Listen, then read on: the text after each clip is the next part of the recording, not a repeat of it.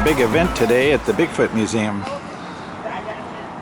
Everybody's getting ready. Yeah, just try to be open as much as you can. They say that.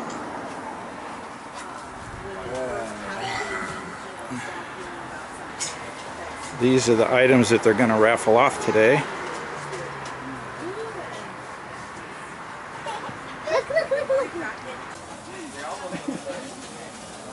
And they're having a barbecue.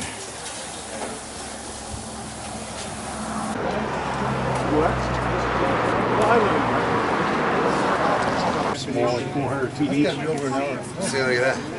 Yeah, because I have 15 canisters. It equals 1,700. So if it's full, it don't mean it's all full. We don't You know. can see how it's a different shade? We don't know. As far as you know, it could only be this Exactly, part. that's what we don't think it's know. only to there. So I would estimate it's still going to cost 50 to 75 bucks for public transfer. Oh, well, the estimates we got was like 200 bucks. 400 feet of film with Costco got it was like 30 something dollars. Yeah, it was 35 cents a foot we got. So yeah, but like I said, it's not the whole thing. So. But see, there it is. It says Bigfoot right on the... It cost me, I think, 100 and something, and that was for 1,750. You have a 16? Yeah.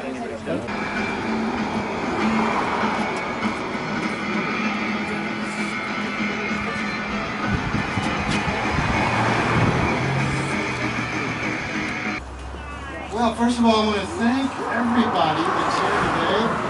We really appreciate this. It's great to have a nice show of folks turning out to try and keep the Bigfoot Museum a happening thing. And that's what this is all about. We've been at it now in July. On July 4th, we'll have completed our 7th year in the Bigfoot business. And it's been quite a wild ride, I will tell you that. I like to mention, when I get in this context with people in front of a microphone, I want to explain something, and that is that a few years ago when I started this project, I vowed that I wasn't going to cut my hair until Bigfoot was proven to be real. So I don't always look like this, or this is the longest my hair's ever been, and the whole concept there was, if I can't prove there's a wild man, then I'll just become one.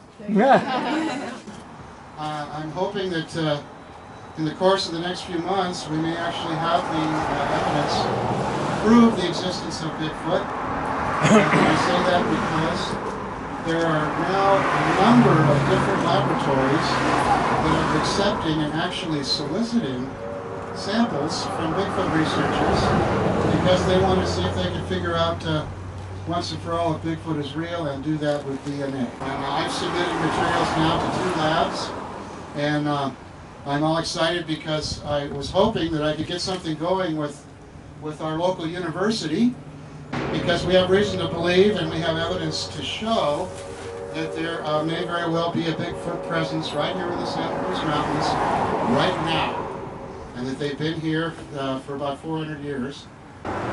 I don't know if you heard, but a man named Sykes, who heads the lab, the DNA lab at Oxford University in England, recently put out a press release stating that he wants the Yeti and Bigfoot samples.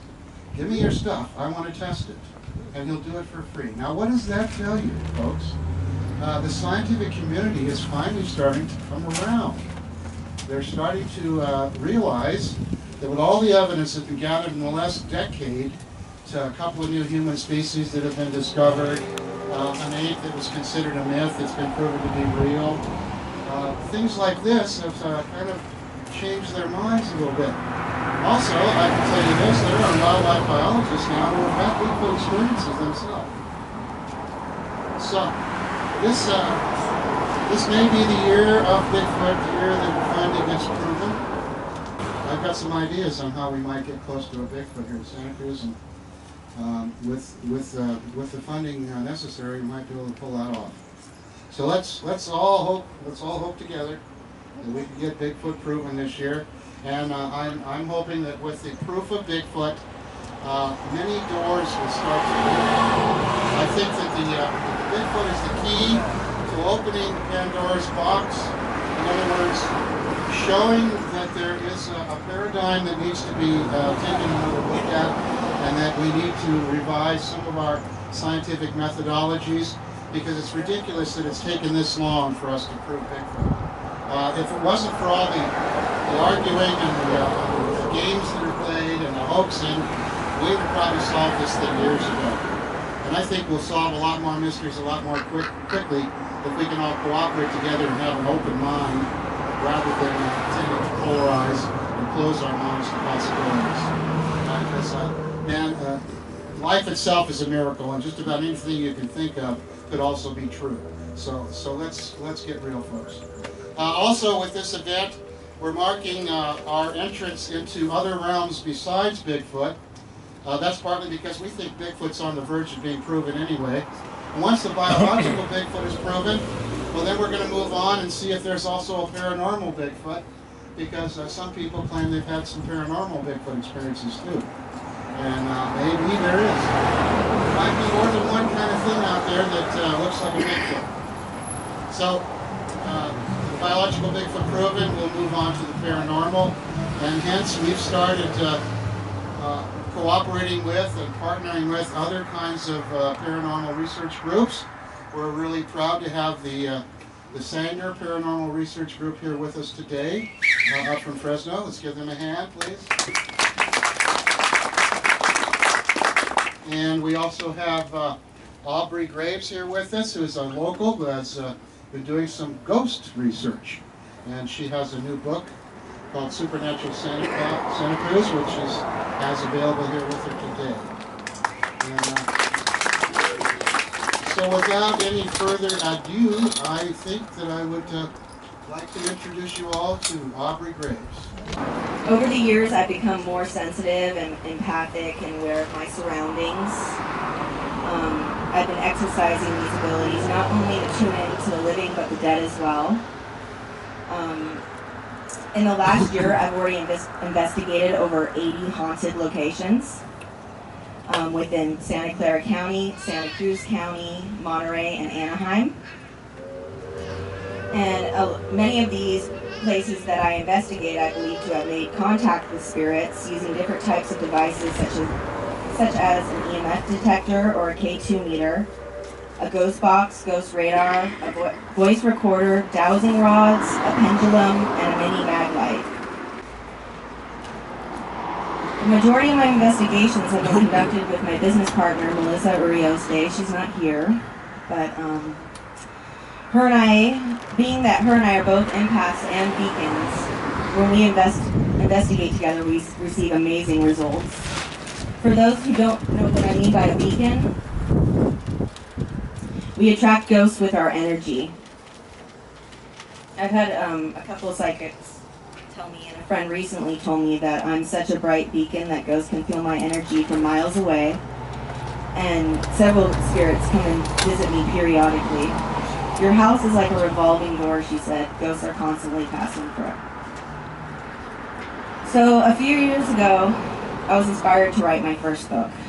I found an overwhelming amount of information on hauntings and claims of paranormal experiences in Santa Cruz, and felt it was necessary for there to be a book about these encounters. I didn't start writing Supernatural Santa Cruz until March of last year. When I began, I just couldn't stop. I had it published and out on the shelves 5 months later in August of 2011. So here's my first book, and it's introducing the very first book dedicated to paranormal phenomenon in Santa Cruz, enriched with hauntings, ghost legends, and cryptozoology creatures and UFO sightings within the county. I also talk about the Bigfoot Museum here.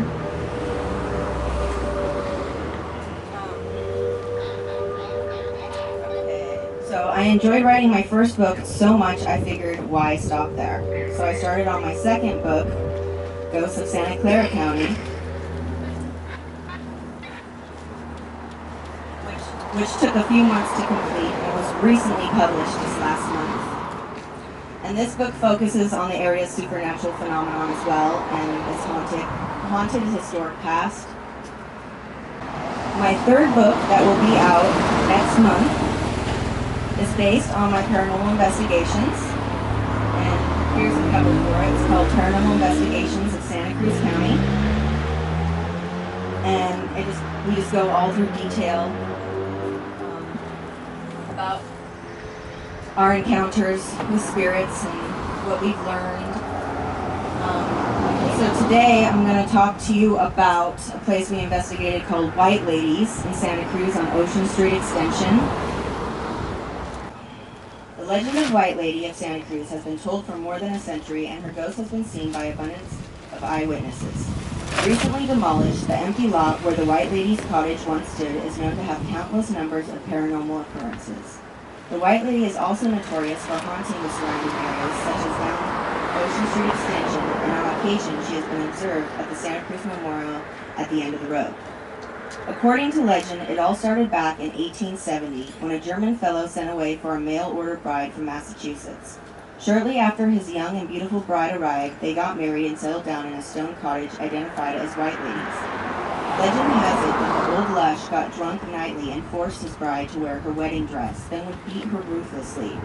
When the bride decided to leave her husband, he found out about her plan and made sure she didn't fall through with it. The man beat her to death, decapitated her, left her body in the house, and set her home on fire.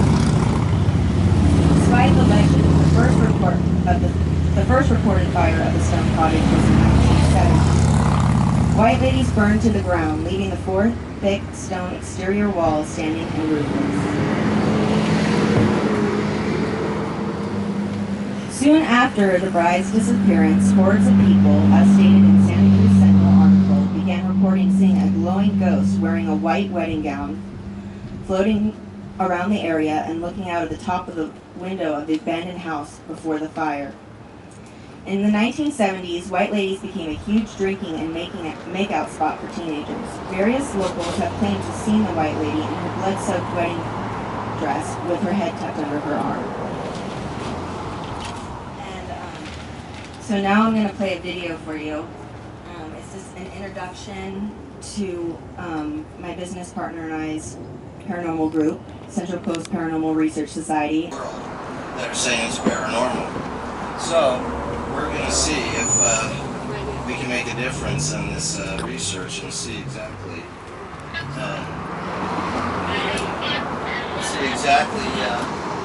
if we can reach the Bigfoot paranormally. So we're bringing Aubrey in, so she's going to be bringing her equipment out with her. So when we're looking for Bigfoot with our pals and whatever, our screens, she's going to be using her equipment to see if anything's out there. So I can't wait to see the what happens here in the future. It's going to be great. Can I get a yaya? Yeah.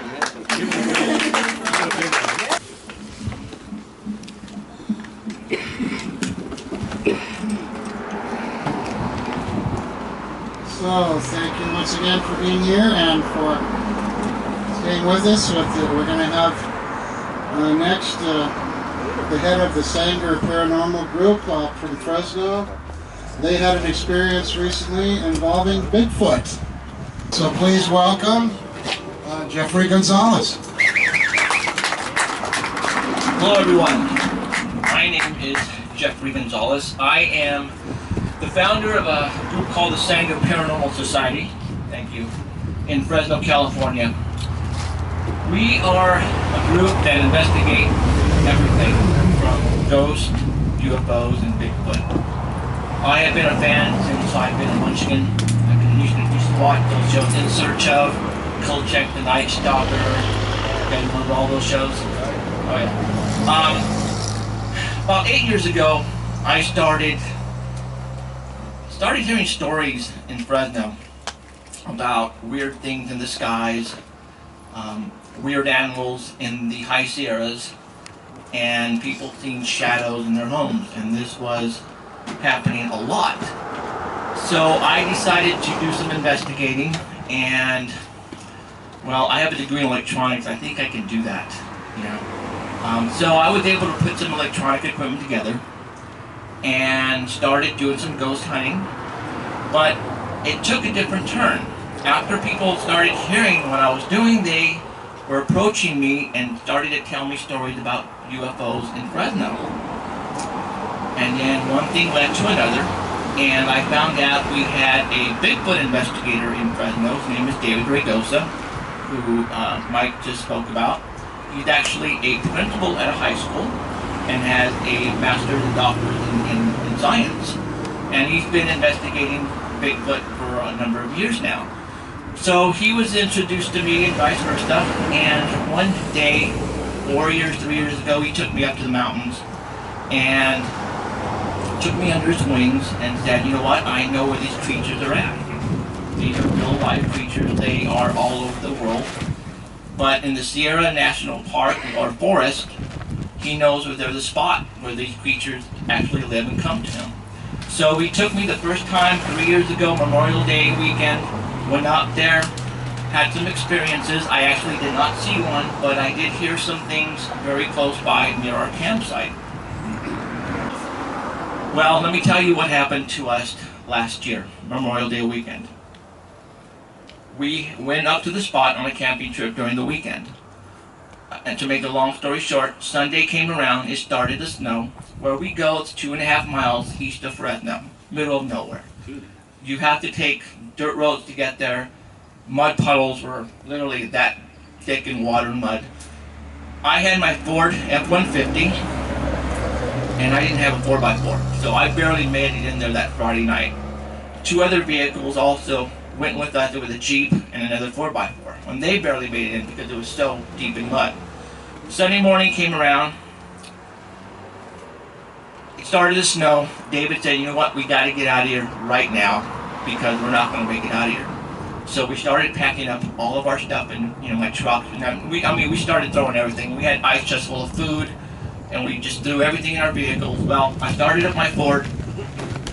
The wheels were just spinning, didn't have any traction, didn't even move an inch.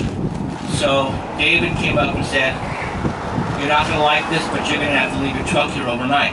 And I'm going, you got to be freaking kidding me. We're in the middle of nowhere. I have to go to work the next day. But there was no way I was going to get out of there because I had no traction. Well, David went to his Jeep, cranked it, nothing. I guess while getting to the location, he knocked something loose and he couldn't start his Jeep. So we all piled up into one vehicle, made it out, and on the way out, I realized, crap, I left my laptop computer in my truck in the back seat. I had a dual cam.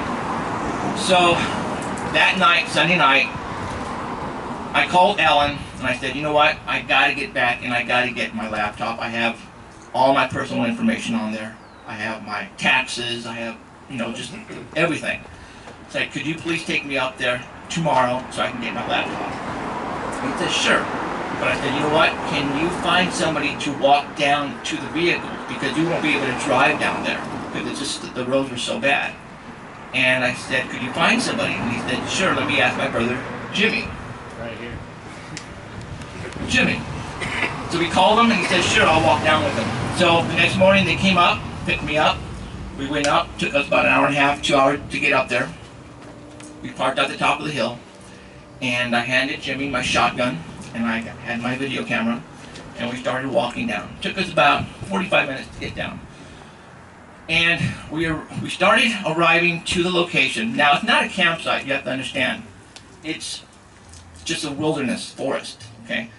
And we started to walk down the dirt road and then we started to come across barricades in the dirt road. The first one that we came up to was a pine tree that was taken from the side and placed in the middle of the dirt road. And I told Jimmy, I go, this was not here Sunday morning when we left. And Jimmy goes, are you sure? I'm going, yeah, because we would not be able to get out. Sorry, was the pine tree cut? Well, it had been cut and dried out, and it was just sitting on the side for years and years and years. And now, where it used to be over there, 10, 15 feet, is now laying across the dirt road. So we're looking around. I'm looking around for footprints, for tire prints, nothing. And you have to understand, it just snowed the night before and rained, so it was pretty moist. I mean, there was mud everywhere, and there was no tracks to be found. So I took pictures, and I turned around to proceed, and I noticed a couple more branches in the middle of the dirt road. I'm all, That was not here Sunday morning when we left. Again, I walked around and there was nothing, no footprint, no tire marks. I thought, okay, as an investigator, you try to debunk this. Okay, how did it get from there to here? Maybe a forest ranger came by and saw our vehicles stranded with all of our camping equipment on there and decided to be a nice guy and maybe pulled it over to here so that way no one would cross. But you have to understand, nobody could travel that dirt road because it was so bad. So it didn't make any sense to me. So I took some pictures, continued on, came up to a third barricade. This one was a very simple barricade. It was a tree limb about 10 feet long, maybe about that wide. And it was placed in perfect sync with another tree trunk on the other side. And I'm going to Jimmy, that wasn't here Sunday morning. It wasn't. So again, I took pictures. We continued on, another 50 yards, came up to another barricade. Now this one totally had me stumped, and that's what it was. It was see that telephone pole right there? Okay, cut that, 14 feet long, add another 3 inches, so we're talking maybe 14, so we're talking about this wide, 14 feet long. Jimmy, this wasn't here Sunday morning. And Jimmy goes, look, Jeff. I looked down, and Jimmy spotted where it was laying on the side of the dirt road. You can see the impression it had left where it's been for years and years. I'm going, okay, how did it get from there to the middle? So in other words, it was laying here, this is the dirt road, and now it's here. Okay, so I'm going, how did it get from there to there? This thing weighs over 1,000 pounds.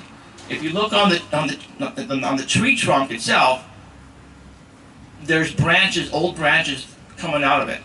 So if you were to move it, those old tree branches would stop you from rolling it. So I'm going, okay. They'd be broken. They'd be broken. So how did it get from there to there? And I'm looking around for footprints. He's looking around. We find nothing.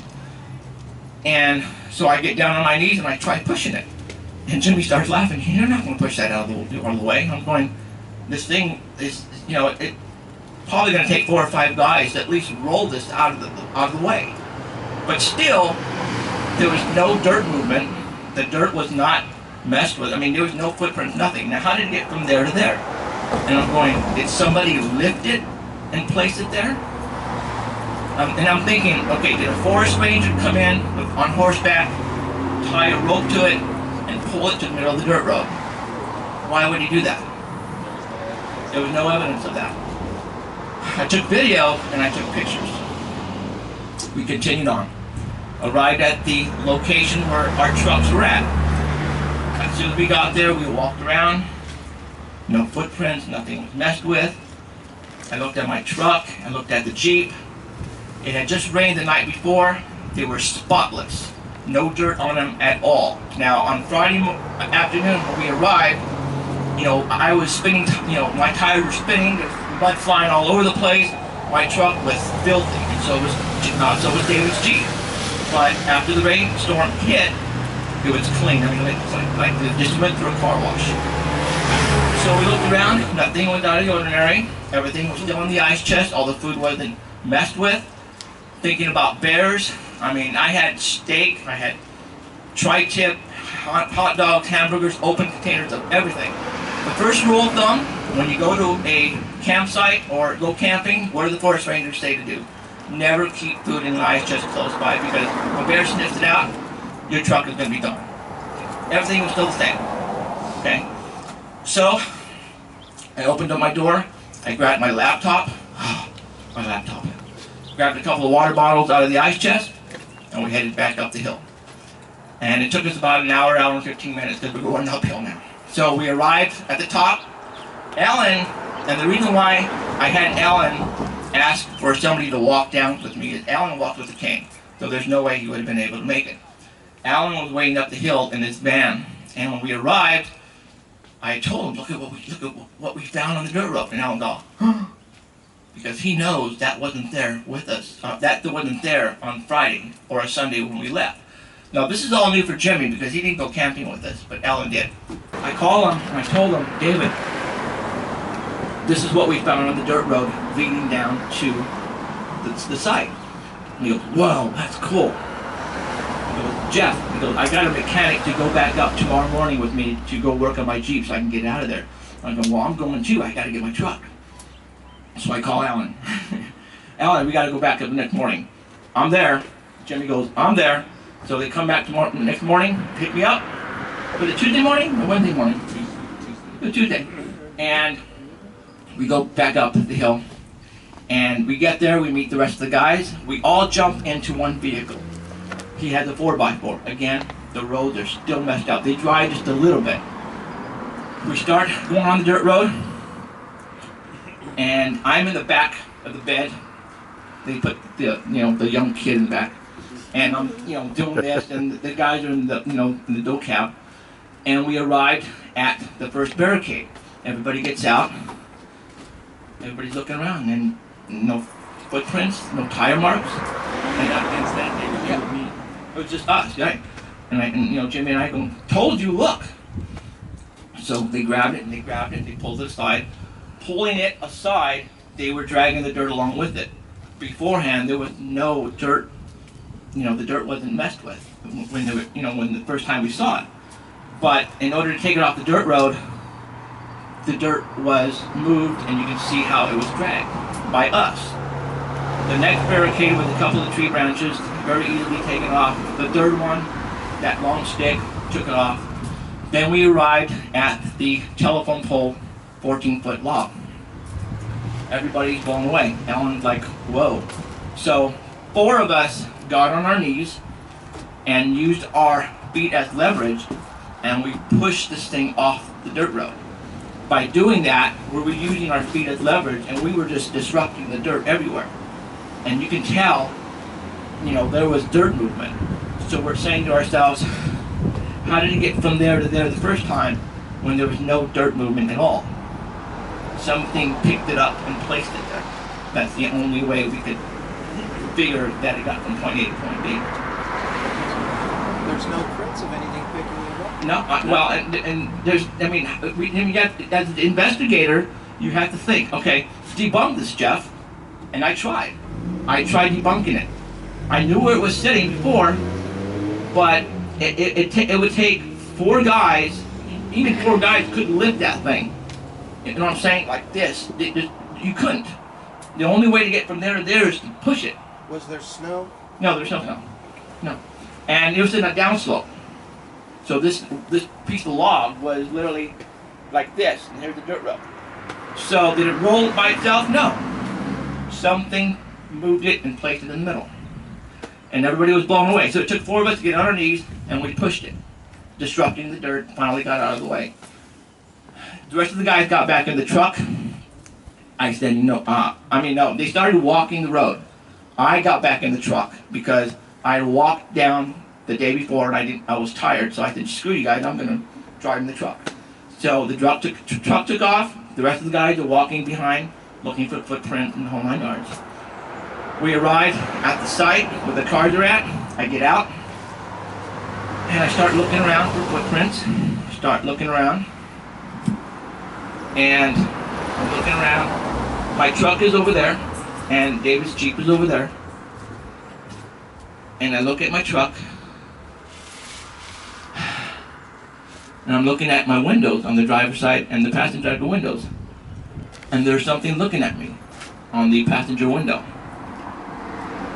And it felt like something sucked me in the stomach. I lost my breath when I looked at it.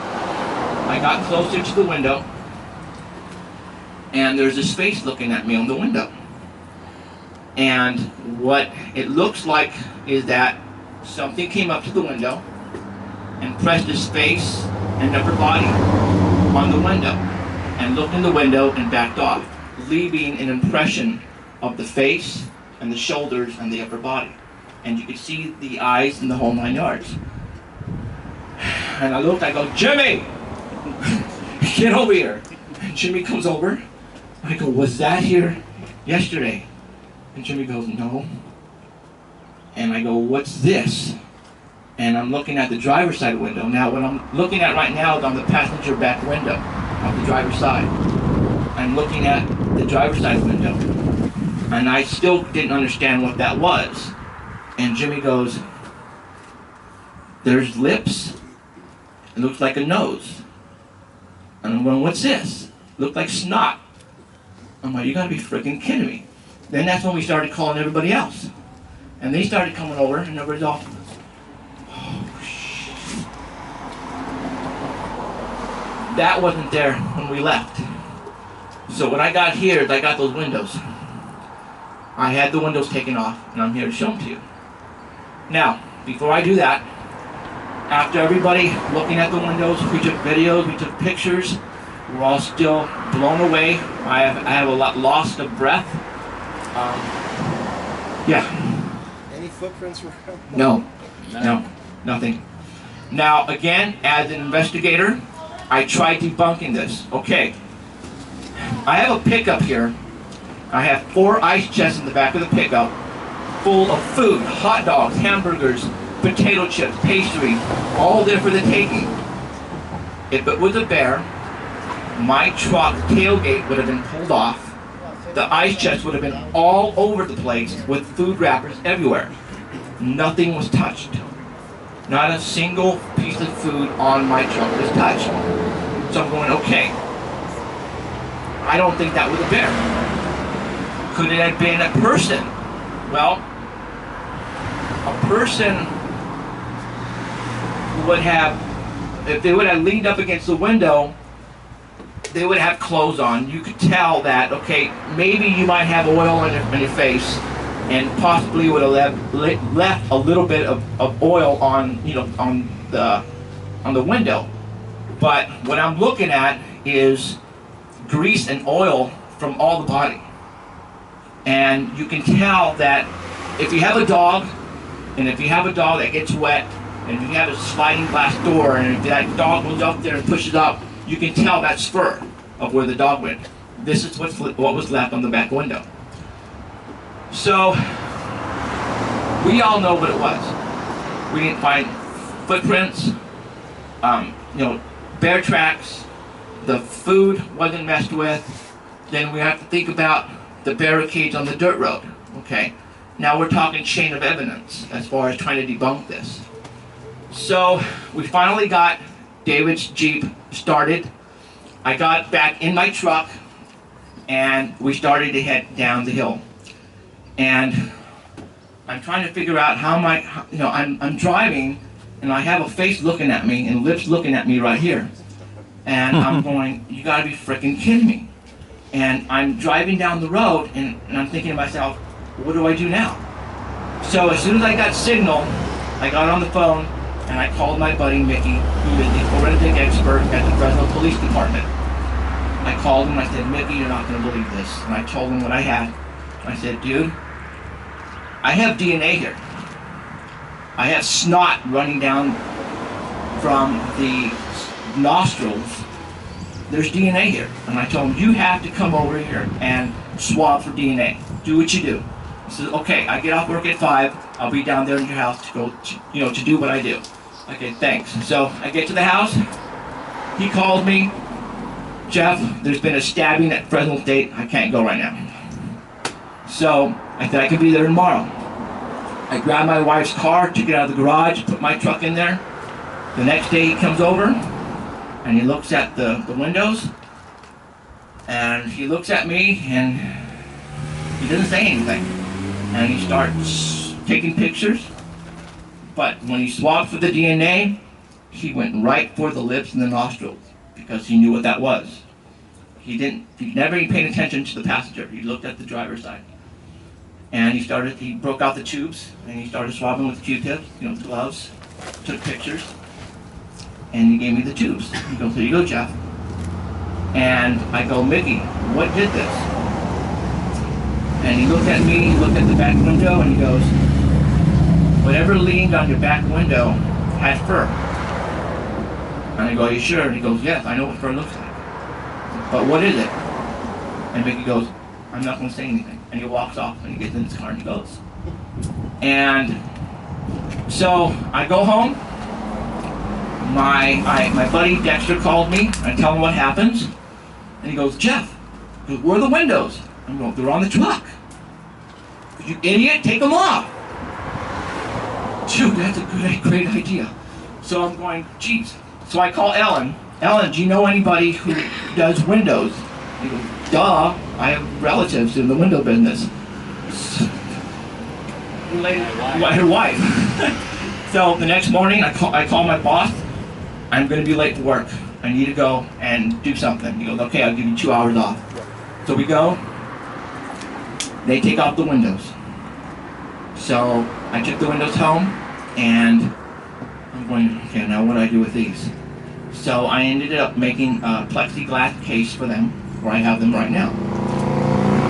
Now, everybody came together that was involved in that camping trip. And David Ragosa said, Jeff, I'm going to tell you something, that I think what you have here is basically going to be probably one of the biggest things that comes out of the Bigfoot, in a long time. It even might be better than the Patterson-Gimlin film of 1967. And I said, you gotta be kidding me. He says, no, look at what you have on the windows. So we decided to throw a press conference, which we did.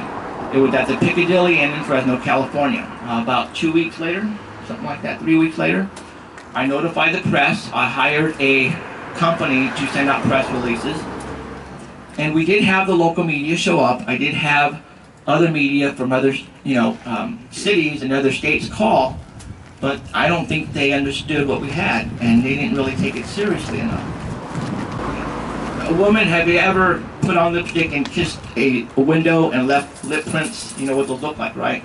That's what was left on the front window. They measured 8 inches long. Okay, 8 inches long. The nostrils on that window were 6 inches long. So we figured they had whatever it was about that big, at least. What I'm going to show you is what we first saw on the front window. I don't know if you can see that. If you guys want to come up closer, you're more than welcome to.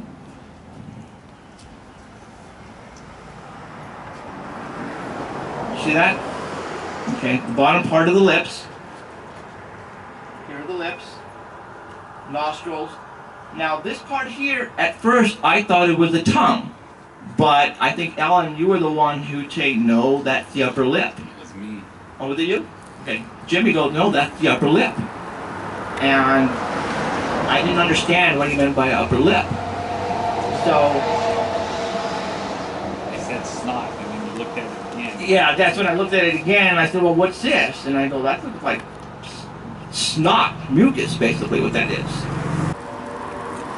When we first found the impressions on the window, they were so perfect, it felt like somebody actually drew it on the window. That's how clear it was. Because of all the grease and all the oil on this animal, it left a perfect impression of its upper face, head, shoulders, upper body. Now, when we got home and I started telling people about this, people were just totally just making fun of us. They were putting me down. They said, oh, it was a bear. It was a homeless person. Going back to the lips and the nostrils. Okay. Many pictures have come out in the past. People have drawn pictures of what a Bigfoot looks like. And with all those,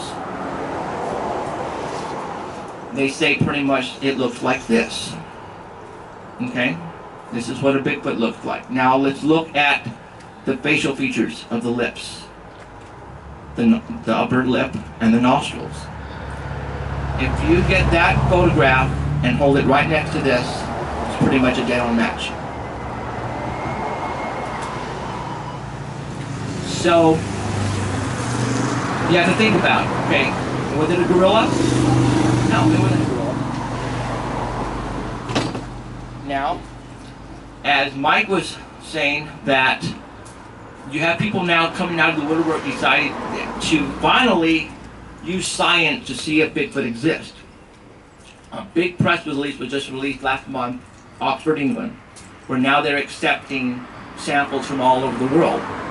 Well, it so happened that it's been a year now since I've been trying to find something, someone to do the DNA. Mickey Burrow, the police officer, told me it's going to cost at least 10 grand to get that thing tested. I'm going, I don't have 10 grand. Even more, possibly.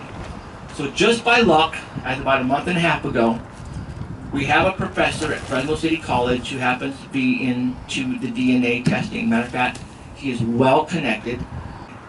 He called me, Carl, and he says, you have DNA? And I said, yeah, well, where were you last year when I was looking for something? And he told me I was in South America. So he had no clue that I had the DNA. Just by luck, he was watching an episode of Finding Bigfoot and did some research on DNA, and my name came up, and this came up, so that's why he gave me a call. Well, he sent an email to the people in Oxford, and Carl was already going to do the DNA for us for free. He was going to use grant money. But the only problem is we need something to compare it to once he figures out what this thing is, or gets the DNA tested and get it mapped. He notified the people in Oxford. They emailed him the same day. And basically, Carl, our professor, wanted to know, what protocol are you going to use to run this DNA? Well, the people in Oxford told them. So now we're going to be using the same protocol of these people in Oxford. So once we get it tested, we're going to send them a copy of the results and see what they can come up with a match. That is going to happen within the next 2 weeks, finally. Of all this time, 2 weeks. So, what I want now, bear. Could a bear have made that? Does everybody know what a bear looks like? Does he have lips to do something like that? Does he have an upper lip to do something like that? I don't care how you try, there's no way. It wasn't a bear. It wasn't a human being. And it wasn't a gorilla. There's only one thing could have made those impressions. Right, Jimmy? Help me out. Now, you have to understand, I've had these in here for a good year. When I was taking the vehicle down from the site, you know, I haven't even seen them since they were on the train.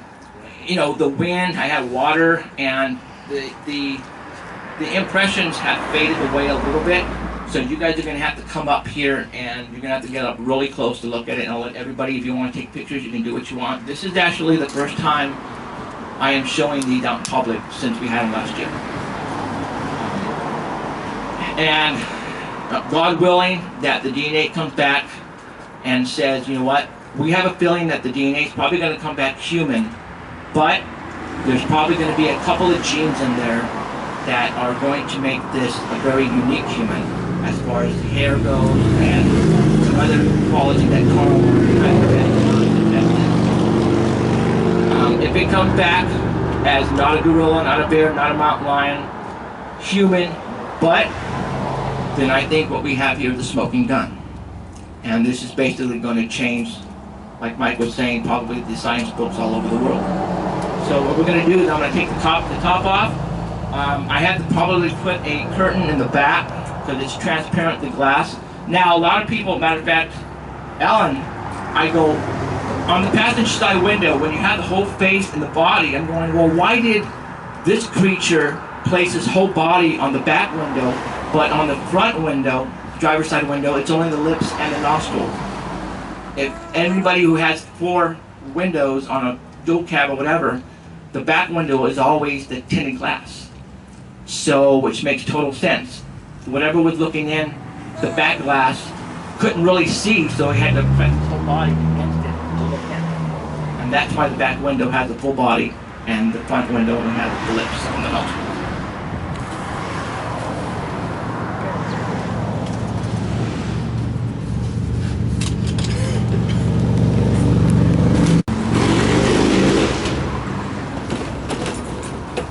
Alright guys, come on up. I want to see it.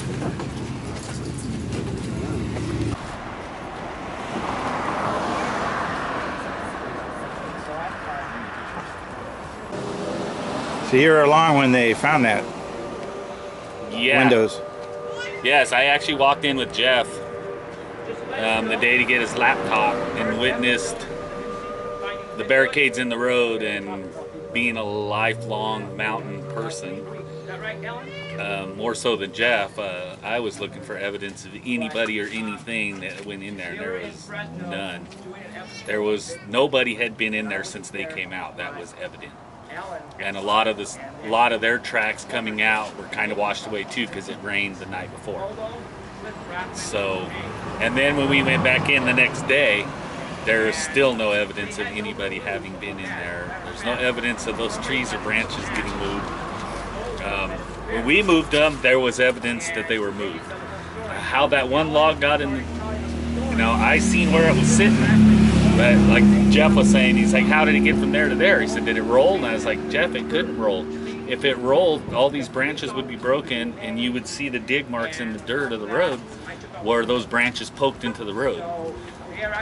And he's like, you would, huh? And I said, and the branches would be broken. They're not broken. They're still standing out on the tree. I said, the only way, there's no equipment has been back here. There's been no horses. I said, that had to get picked up and set there. How that happened, I can't explain. Did it look like it had been thrown down? No, looked like it was placed. There was no disturbance around it. No disturbance at all. And then there was no disturbance on the vehicle when we got there as well. And then when we went back in the next day, second day, there was the face prints. And what he didn't say was also on there was on the window, on the bottom portion of it, there's either knuckle or tips of fingers on it. And we had one guy who was saying it's a bear, because there's 4. And what nobody was noticing is below the window on the paint, there was an opposing thumbprint. And I said, then how do you explain the opposing thumbprints right here? And the only things I know with opposing thumbs are humans, apes, and raccoons. Any fingerprints?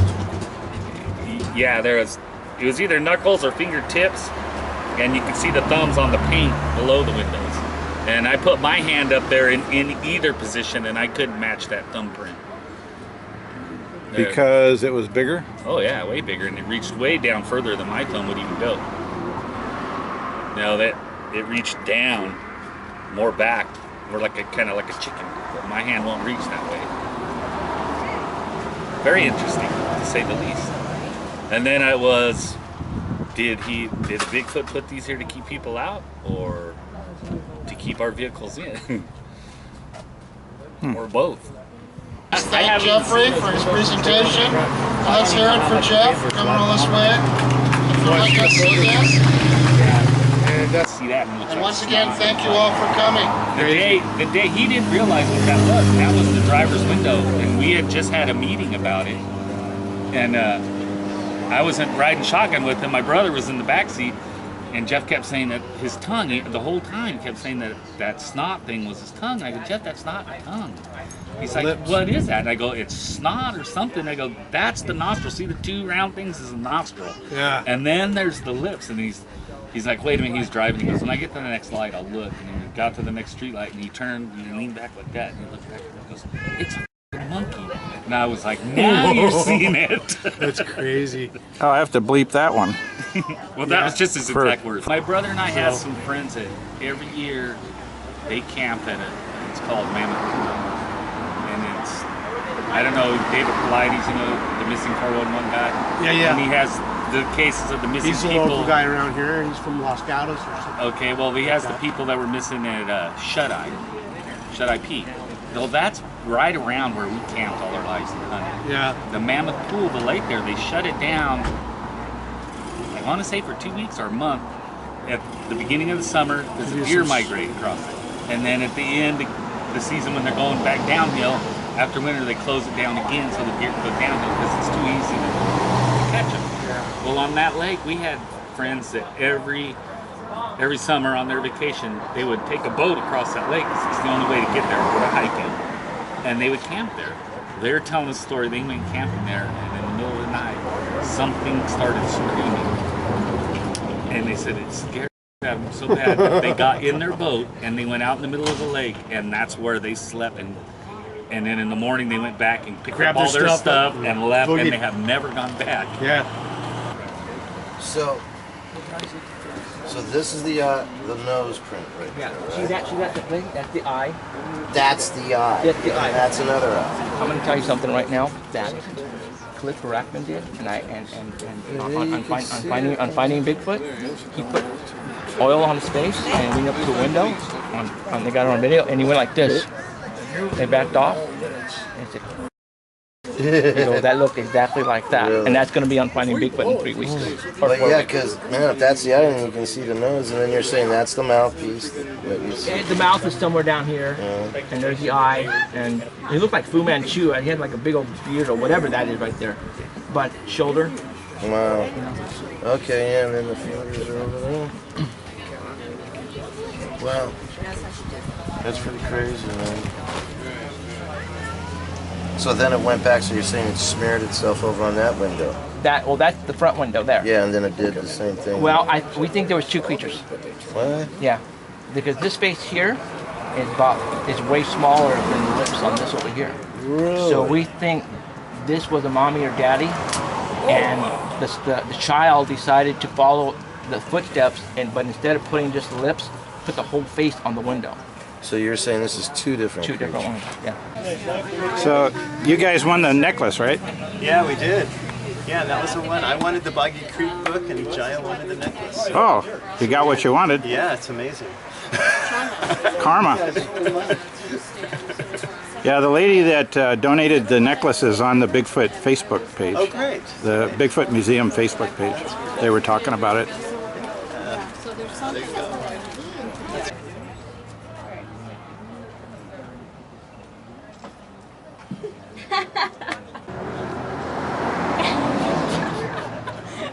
He comes in the museum, his daughter brings him in for Father's Day so he can finally talk about his event. Oh, no, I didn't. No, come on, Dad, come on, you gotta tell him. He goes, all right. He goes, 50 years ago when they moved into Fort Bragg, an area up there, they moved into an area, they bought 80 acres. They were going to build their own house. Him, 4 brothers, and a dad. The mother died. So they're starting from scratch. Boom, so they put up a tent. They start cutting down trees and everything, and one night they heard these screams and yells that were going on and everything, right? So one night they heard the screams, and then they heard thump, thump, thump going through, and they saw this going through the yard, and he said the damnedest thing was, the thing was like 9-10 feet tall, scared the hell out of them, That's right? what happened to me. Right, they're Scared just, the oh, hell. whoa, what is this? Nothing He to had do those about growing Big, up? because Patterson film wasn't out yet. Nothing to go by. Bottomless Snowman wasn't around yet. So like, whoa, what the heck is this thing? So they just had, so anyway, they lived off the land too. They were shooting squirrels, whatever they can to eat, deer and everything, right? So this thing was not afraid of the guns. They had 6 encounters with this thing, okay? And it came everywhere from, they would go down to the creek. There was a creek right where they would fish. Salmon would run up and down the creek. They would go down in the creek to wash their dishes and stuff. But they had a little pool because the father, loved nature. You couldn't contaminate the water. And all that. So they had this little pool area. So they would go down, and once they start banging the dishes, boom, it'd fire this thing up, and it would come running up the creek. And he said one day they were there doing the dishes, and they could smell it before they saw it. And then he heard it, and it came up, and there was a 40-foot redwood tree that was burned out of the middle, and it came up, and it looked at him, and it went, and he said it shook and shook and shook until it fell right down towards him. Boom, him and his brother take off running. Now there was multiple times they had guns and had seen this thing, and it just looked at him. Didn't charge him or anything. They never charged him or did any harm to him. And he said about the most harm that it didn't want them going down the creek. Whatever this thing did not want, whenever it was down, so we think that there maybe was a family down there or whatever, right? But whatever it was did not want, so they respected that. So every time they started to go down the creek, this is when they had their encounter. So one day they had their guns, and they were sitting there, and they heard the thing again because they were going down the creek. So they said, oh, let's hide. So they hid behind this giant poison oak bush. And he said they're hiding behind the poison oak. They were up on top. The creek was down here. All of a sudden, the head pops up, and there it is. And they're looking at it straight on, and there's, it's 10 feet down. And they're going, oh my God. So they got their guns like this, so they hid down like this, and he said the thing ducked down and it picked up a log. The log was as long as the counter, and it threw it over the bush. Over their heads. On top of it. He said if they didn't move out of the way, he said this thing was deadly accurate. Right. And he said if they wouldn't have moved, it would have landed right on top of him. And he said there's no way anybody could have lifted this thing. So then I'm telling Mike, Mike, he's seen this thing. I go, draw it for him. And Mike's like, no, let him keep feeling. I go, draw it for him. So we're arguing. The guy, and one of the grandkids, he's an artist, Grandpa, draw it for him. You go ahead and draw it. And the guy's like, He goes, all right. I love the face. So he drew this, and he said, man, and so the old man, while he's drawing this, he goes, people say that this thing's an ape. He goes, there's nothing ape. This is what I've been saying, too. He goes, there's nothing ape about this thing. He goes, the footprints. He goes, these are human footprints. And he goes, the weirdest thing is the face was a human face. And I go, wow, this is weird. So I pulled out Polides' book, the Hoopa Project. Like the ones that are in the... Yeah, I go, this is what Henry Pratt drew from a police sketch art. And he goes, oh my God. He goes, that's it right there. He goes, the same thing. So he started drawing his face. And he goes, the thing was, it didn't have no hair. Because it had a white face. It had no neck. Had a white face because it had bangs. Wrinkly kind of. And it just said it had wrinkles. It just had wrinkles. And the hair was just right. So I looked, and you look at some of Harry Pratt. He goes, wow. He goes, well, because you got him right here. He goes, this is what it looked like. He goes, this is definitely a relative from me. He goes, wow. He goes, what book is that? So anyway, he drew it, and this is what he drew. He goes, that's it. And he goes, the weird thing was, and I have a hard time with it.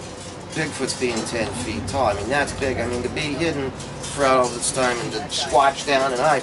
10 feet's hard to believe. For me, it is because I seen when it was 8 feet tall. And basically, just about every story here is, 8 feet, 7 feet. Patty's 7'4", right? So 10 feet, that's a big whammy jammer. So anyway, he goes, I go, well, what makes you think it was 10 feet, 9.5 feet tall? He goes, well, my brothers were 7 feet tall. They knew some of the LA Lakers when the team was young. All the big people hang out together. Yeah, they do. So he said they had came over with an 8.5-foot basketball player, and he said when he looked at him, he goes, "Oh, this." They all said the brother said he's bigger than 8.5 feet. That's how they got 9.5 feet, 10 feet, and it was just muscular. And he said the thing was built like Mr. Atlas. It had a small rear end, but he said when it came up to its chest, he said it was just huge, man. He said that's when you see, I wonder if the bigger ones aren't the males, and then the ones that are 7, 8 feet like Patty with the breasts, just like that's the mamas. That's what they're seeing the mamas. What Matt Moneymaker says. Oh, it's a big one, so it's got to be a male. When I saw it was huge up here, and he was caught. I mean, he went down like this. Exactly. He had a narrow waist. The only thing was, he was only like reddish orange right here, and everything else was black. But and then he took off, and he never was like finding Bigfoot or monster quest. Never was that way. That's what this guy. I mean, he was like, yeah, just like me. And he said he never made any noise up until he was pissed when they had their guns or something like that, But he said he wasn't afraid of the guns. He came right up to him and said that time and threw a log at him with their guns, But this guy was serious as a heart attack. So anyway, I told the guy, I said, hey man, I go, you're getting up there and your story's going to dry off if you're not telling anybody. I go, I would love to videotape this and everything. He goes, okay, his kids are all, yeah, Grandpa, come on. Where are they from? Fort Bragg. They live actually, God dang it, where'd they live? They don't live there now, but this is where do they live now? Yeah, that was 2 hours away from here, so I can't remember. But it's not that bad. But anyway, he says he's going to do a better drawing. He's going to come here and we're going to videotape the whole, yeah. See, everybody I talk to when I say it's slim like that, and goes down and had a narrow waist, a small butt, and everything, they're like, "Oh, you didn't. That wasn't real." I'm like, "Oh, it was real." See, this is just it. When you talk to the real people that are sick, this is what it really. Our buddy Bart on his thermal image, he described it exactly. I mean, exactly. Mr. Atlas is what he said. The one I saw, I was comparing it to Arnold Schwarzenegger, but only on steroids. I mean, like bigger than him, more cut, badder than Arnold. Bad. And I wouldn't want to meet him in a dark alley or even at daylight for that The guy said that he goes for years, the people are saying it's an ape, man. He said, he goes, no, it's not an ape. He goes, it's not, it doesn't even sound like an ape. He said, yeah. Well, that's what we've been saying, it's, what's ape? Maybe the abominable snowman, because if you look at the evidence, we're the abominable snowman. Right. Right? It's got it's got the ape footprint. And it's always been, left and right, and then every once in a while there'll be a knuckle. So that might be an ape. That's where your ape may be. But here, our Bigfoot, I don't think so. And it starts getting light. Pretty soon you can see like the outline of the trees and the ridge. And there's a guy up there. Right? And he's walking around and digging around in the bushes and standing around. Pretty soon he starts walking down the hill right at us. And looks like he's got a big coat on, like up here. Like a big This coat. is what you see? Yeah. No gun, no light, no hat, no anything in his hands. And I'm thinking, where did he come from? We've been camping on that road for 9 days. Nobody went by us. And we're in the middle of nowhere, right? Dead end road, it goes to the wilderness. There's no roads. He's coming from where we want to go. Walks down the hill, every once in a while he'll just stop. I mean, he's walking like us. And I think it's a man the whole time. And I'm telling my buddy, man, I got a bear tag. And kind of like that Smeeja or whatever. I'm thinking, I'm going to chew the guy out, though, because he's dressed in black. I'm like, what are you doing? Bending over in a bush and, digging around, you idiot. If I was from L.A., you'd be dead already, Yeah. Finally, he walks down, and I'm looking at him, and I'm thinking, wait a minute. And the sun barely peeked over the hill, like between the trees, and a little ray of light hit him right when he turned like this. And it hit his arm and chest, and I could see, like, ripped, like, holy crap, and really black like the dog, and it was shiny, and it shined off him. And he was looking off to my left, this way, I'm thinking. And I'm in a truck, I told my friend, where's the binocular? He goes, in the camper, up, Dang it, I got this big old long Weatherby with a 6x18 variable scope with a rangefinder and all this, but I can't, like, put it in the truck all the way out like this, So I'm like, oh man, I gotta see this close, and I go like that with a door latch, and I'm like, clunk. And he looked at me, and I'm like, jump out of the truck, and I'm looking at him, and then he just took off running like the wind behind this tree. And I was tripping, because he was like, and he looked back at me, and he just hooked it over there, and then was gone. That quick. Wow. I mean, it like this fast. Where were you camping? He went about 200 yards, just like that. Eastern Madera County. Gone. Southeast. Right? It would be like, southeast of Yosemite Park, right outside the park line. Foothills? No, high country. Yeah, high country. Trees. And then my Indian buddies tell me that the smaller ones, 6, 7, 8 feet tall, they're all in the lower country. The higher country, they go anywhere from 6, 7, 8 up to 14 feet. Yeah, the weight changes from the northwestern to the Florida Scots and the swamp. They tell me where we're at, the larger ones are way up high where I was. And he was large. I mean, when I finally tracked him, I found a footprint, and I'm looking for a footprint like right there, I'm like, nothing, kept scanning, like 15 feet, I find a track, I'm like, holy crap, and I'm missing something, there has to be one, Yeah. And then, something on top of this, David Politis book, I'm getting his friend, Yeah, see, my nephew's going to be 3. James Arthur disappeared. He was my teacher in 7th grade. It's all this thing. I get it. Disappeared about 8 miles from where I saw him. Summer. And he was at Arnold. It was just outside the park line. It's like southeast of Yosemite. Just outside the park, though. If you hiked a couple of miles, you'd be in Yosemite. He found out he was missing after I loaned him the book. He goes, I'm reading and like, missing. oh my God, that's my teacher. Then I thought, nah, can't be. Looked it up online. There was his picture. It's like, holy crap, it was. About 8 miles from where I saw this. He's in David's book? Yeah. Oh, he is? Yeah. Well, his name is But when you type up his name, missing in California, pow, there's his So picture. what was the missing from, the inside scoop, do you? Did you know him when he disappeared? And then He was like a 7th grade teacher, and I used to go flying with him. He had you just recognized his name. Yeah. Okay. And they said Lieutenant Colonel with the Air Force was like, well, that's not, he was a captain when I knew him. I'm like, man, I wonder if it's the same guy. Wow. Googled it, like, holy cow. So what was his no signs We whatsoever? went fishing. They found his car. They haven't found no sign of him. Wow. It was like, what, 2008? Thanks for all your work.